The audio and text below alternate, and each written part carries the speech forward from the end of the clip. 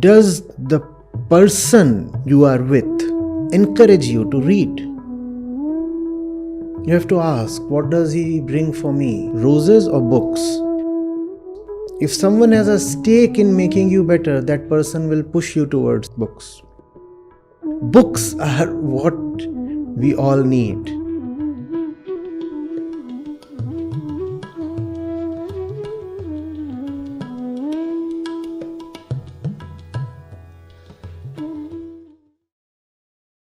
Pranam Acharya ji.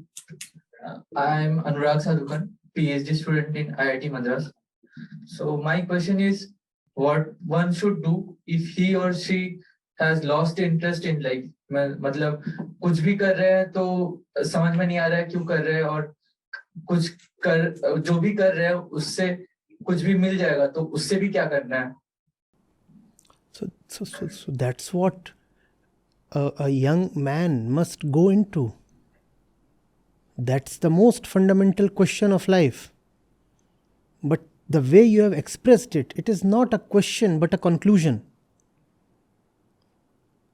What you're saying is, I don't have this question, the question has been answered, and the answer is nothing. What will I get out of all the effort I put in? Nothing. What is the point in achieving anything? Nothing.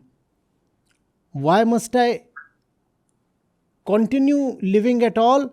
Well, no reason. So there is hardly any question here. You have suffocated the question. Please see that. The same words were absolutely beautiful. The words that you expressed in your question would have been absolutely beautiful had they been coming from a sense of curiosity, a center of but you're not curious. You're not inquiring. Somehow you have settled the debate too easily and too early. Is there a need?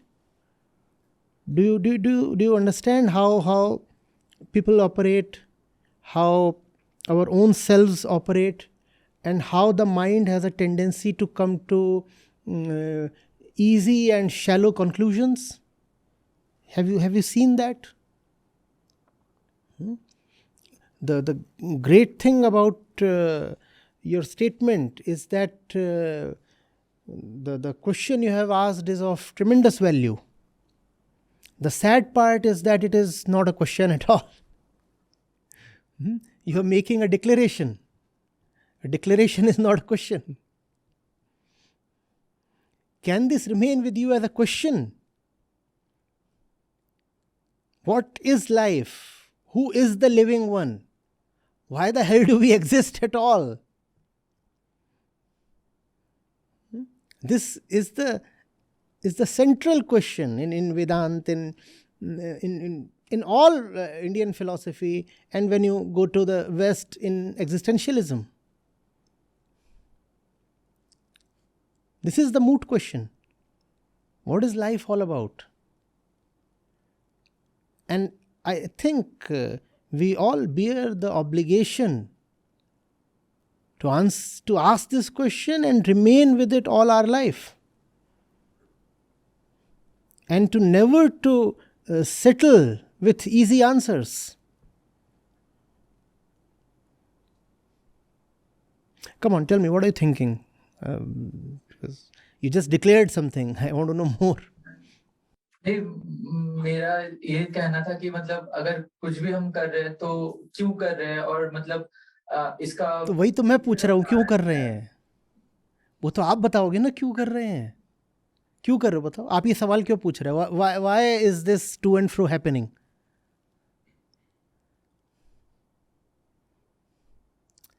It started from your side, right? So you tell me, why is this to and fro thing?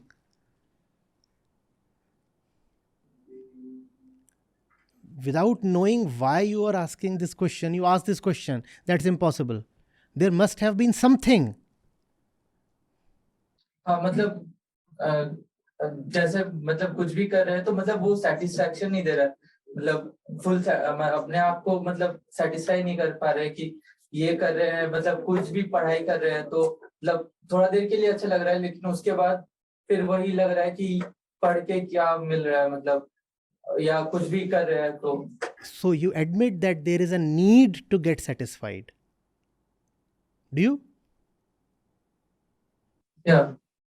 संतुष्टि की कामना तो है. हाँ है, ठीक है. But the way you are operating, that need is not being met. Do you see this? So you have to understand what the need actually is. You have to go into the actual nature of that need. We do not understand what we want. And when you do not know what you really want, you can go about shopping randomly and spend your entire life in the bargain. That's what most of us do, right? So you have to ask yourself, these are the things I usually go after.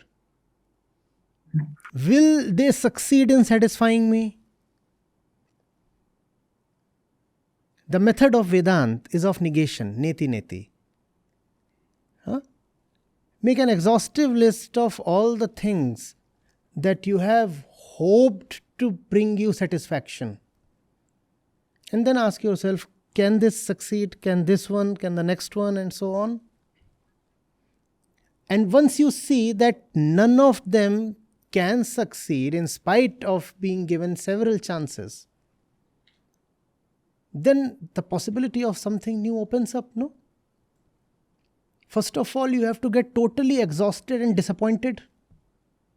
Let me say disillusioned. And then you will be forced to do something new. And in that newness, there is life, there is cheerfulness, a certain vitality, a certain freshness of mind. But for that to come to you, first of all, you have to strike out all the nonsense. No point trying the same beaten route the fifth time. No point falling in the same trap the fourth time. You have done all those things over and over, again and again. Now you are simply bored. No point flogging, as they say, a dead horse. Those routes that you have been habituated towards trying do not lead you to any new, any fresh place. Those are tried and tested routes. They just offer you security. But that security does not translate into satisfaction, or does it? You are going down a beaten path. You feel secure because you see the crowd there. But is security the same as satisfaction? It is not. So you need to try out a new path. In that new path, there always is danger. But along with danger comes a certain thrill. Have you seen how your consciousness just springs up when you are threatened? You might be feeling a bit low and sleepy, and suddenly you spot a snake. What happens to you?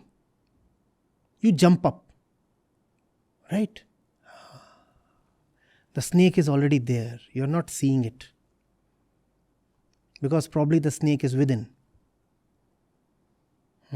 So look within and you will find all those threats and dangers within. And then you will feel a certain urge to fight, to save yourself, to somehow redeem your life, because the challenge, the threat is very imminent. It has almost already consumed you. But you don't want to be consumed. We want to live on, right? And we want to have a successful and satisfied life. You're young. And when you see the threat within, the danger, that's when you leap up. And you say, no, no, no, no, no. All that I have done so far has brought me to this nonsense. I cannot continue on my old ways. This is what the old ways have yielded. Now, let me think afresh. Now let me go for something higher than security.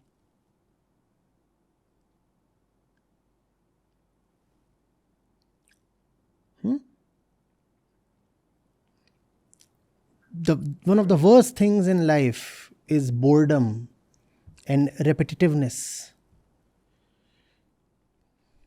Predictability kills.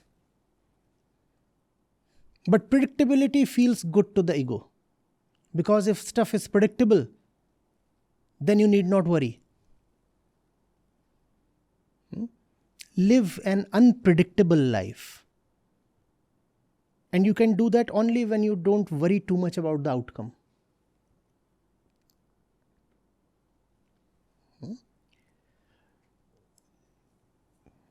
If you keep walking on the old patterns, then you'll simply be exhausted. You'll just turn lifeless from within.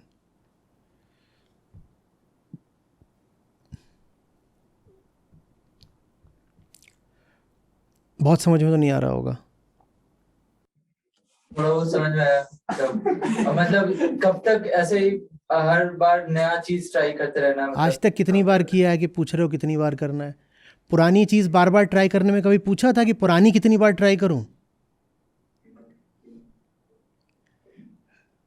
You are never tired of repeating the same old stuff.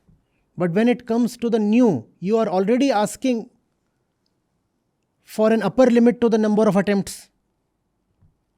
If I try 4 times, is that sufficient? And all the nonsense you have already tried 400 times and are still not done with it.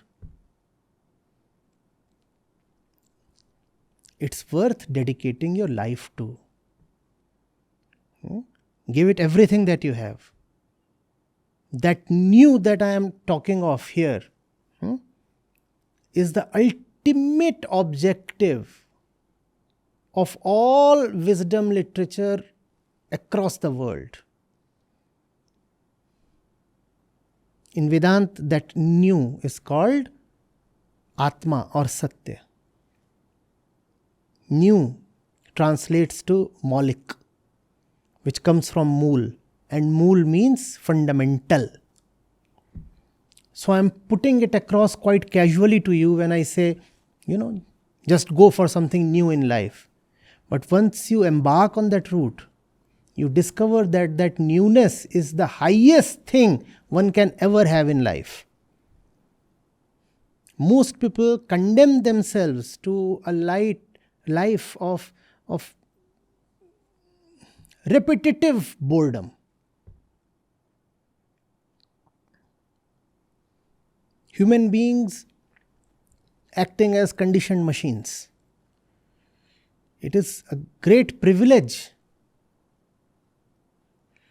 to live in newness.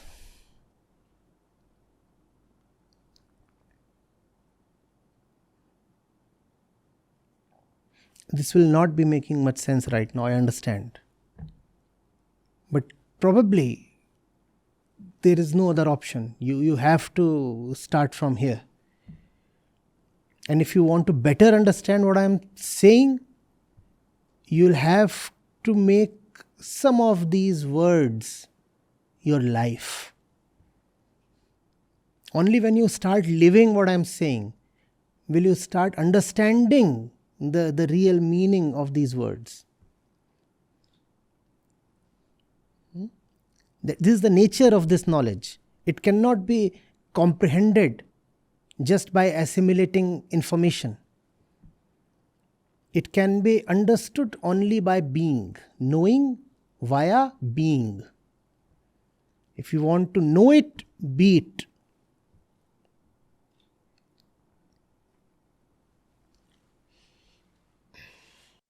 धन्यवाद आचार्य जी. स्वागत.